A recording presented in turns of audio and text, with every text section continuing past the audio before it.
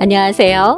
오늘도 주님 안에서 믿음으로 꽉 찬 알곡이 되기 위해 성경 묵상의 시간을 허락하신 하나님께 감사와 영광을 올려드립니다.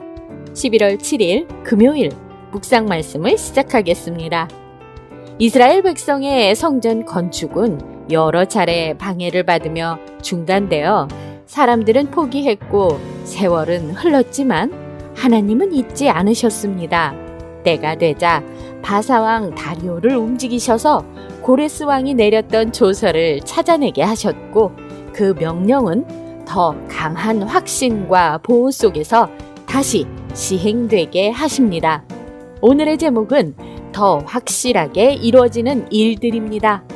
지나간 역사에 대한 조사를 통해 성전 재건에 대한 합법적인 사실들이 밝혀지면서 다리오 왕은 예루살렘 성전 건축이 효과적으로 이루어질 수 있도록 지원을 아끼지 않습니다. 오늘 본문 에스라 6장 1절에서 12절까지의 말씀을 함께 듣겠습니다.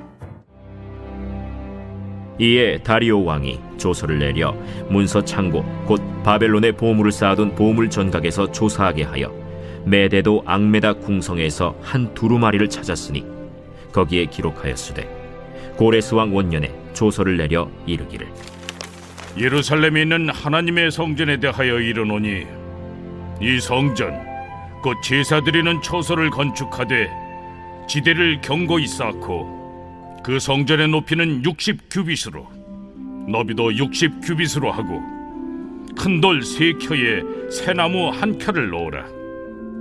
그 경비는 다 왕실에서 내리라. 또 느부갓네살이 예루살렘 성전에서 탈취하여 바벨론으로 옮겼던 하나님의 성전 금은 그릇들을 돌려보내어 예루살렘 성전에 가져다가 하나님의 성전 안 각기 제자리에 둘지니라. 이제 유브라데강 건너편 총독 다뜨네와 스달보스네와 너희 동관 유브라데강 건너편 아바삭 사람들은 그곳을 멀리하여 하나님의 성전 공사를 막지 말고 유다 총독과 장로들이 하나님의 이 성전을 제자리에 건축하게 하라. 내가 또 조서를 내려서 하나님의 이 성전을 건축함에 대하여 너희가 유다 사람의 장로들에게 행할 것을 알리노니 왕의 재산 곧 유브라데강 건너편에서 거둔 세금 중에서 그 경비를 이 사람들에게 끊임없이 주어 그들로 멈추지 않게 하라.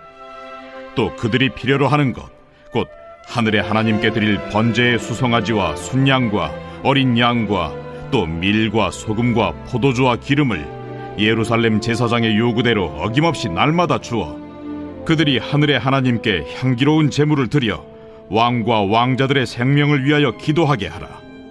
내가 또 명령을 내리노니 누구를 막론하고 이 명령을 변조하면 그의 집에서 들보를 빼내고 그를 그 위에 메어 달게 하고 그의 집은 이로 말미암아 거름더미가 되게 하라. 만일 왕들이나 백성이 이 명령을 변조하고 손을 들어 예루살렘 하나님의 성전을 헐진대 그곳에 이름을 두신 하나님이 그들을 멸하시기를 원하노라. 나 다리오가 조서를 내렸노니 신속히 행할지어다. 오늘 우리에게 주시는 교훈은 무엇일까요? 1절에서 7절 말씀을 보시면 다리오 왕이 조서를 찾게 하자 마침내 메데 지방 앙메다 궁에서 고레스의 명령이 발견되었습니다. 사람들의 기억 속에서 사라진 일 같았지만 하나님은 그분의 약속을 잊지 않으셨습니다. 세월이 흘러도 주님의 계획은 변하지 않으며 인간의 손에 의해 중단된 것처럼 보여도 하나님은 다시 일하십니다. 은혜의 하나님은 멈춘 곳에서 다시 시작하게 하시는 분이십니다. 예루살렘 성전의 재건 명령이 다시 확인된 것은 단순한 역사적인 사건이 아니라 하나님의 약속이 사람의 시간 속에서도 계속 유효함을 보여주는 표징입니다. 하나님의 섭리와 주권이 인간의 망각과 방해를 넘어 역사 속에서 구체적으로 드러나는 사건이라 할 수 있습니다. 우리의 인생에도 중단된 듯한 일들이 있습니다. 그러나 하나님이 시작하신 일은 결코 끝나지 않습니다. 보이지 않는 시간 속에서도 주님은 일하시고 계심을 믿으며 낙심하지 말고 기다림 속에서 순종의 자리를 지킵시다. 하나님은 반드시 그분의 때에 더 확실하게 이루실 것입니다. 8절에서 12절 말씀을 보시면 다리오는 성전 건축을 방해하던 자들에게 오히려 모든 비용을 부담하게 하고 제사를 위한 짐승과 곡물과 포도주와 기름까지 공급하라고 명령합니다. 대적들이 하나님의 일의 도구로 쓰이게 된 것입니다. 인간의 권세와 의도가 하나님의 주권 아래 있을 때 모든 것은 결국 하나님의 뜻을 이루는 통로가 됩니다. 하나님이 세상의 왕과 권력을 자신의 목적을 위해 사용하신다는 섭리의 역사를 오늘 본문은 보여줍니다. 하나님은 경건한 자만이 아니라 악한 자의 손까지도 사용하셔서 그분의 거룩한 일을 완성하십니다. 그분의 나라는 사람의 뜻이나 제도에 의해 제한되지 않습니다. 우리는 세상의 힘에 눌리기보다 하나님의 손길을 바라봐야 합니다. 환경이 불리하고 사람들의 시선이 냉담해도 하나님의 뜻은 결코 멈추지 않습니다.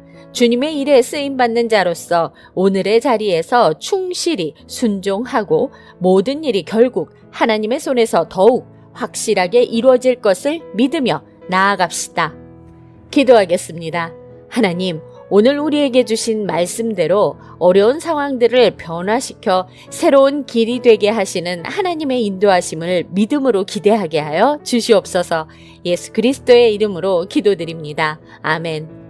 하나님은 멈춘 듯한 자리에서도 일하시는 분이십니다. 사람의 마음이 흔들리고 세상의 상황이 바뀌어도 주님의 계획은 조금도 흔들리지 않습니다. 우리의 삶에도 때로는 이제 끝났다고 느껴지는 순간이 있습니다.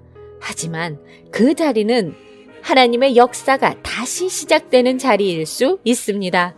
주님은 기다림 속에서 믿음을 단련시키시고 주저함 속에서 약속을 성취하십니다. 그러니 낙심보다 믿음으로, 불안보다 순종으로 더 확실한 일들을 기대하며 오늘도 광야 같은 세상에서 하나님의 말씀으로 승리합시다. 저는 내일 다시 찾아뵙겠습니다.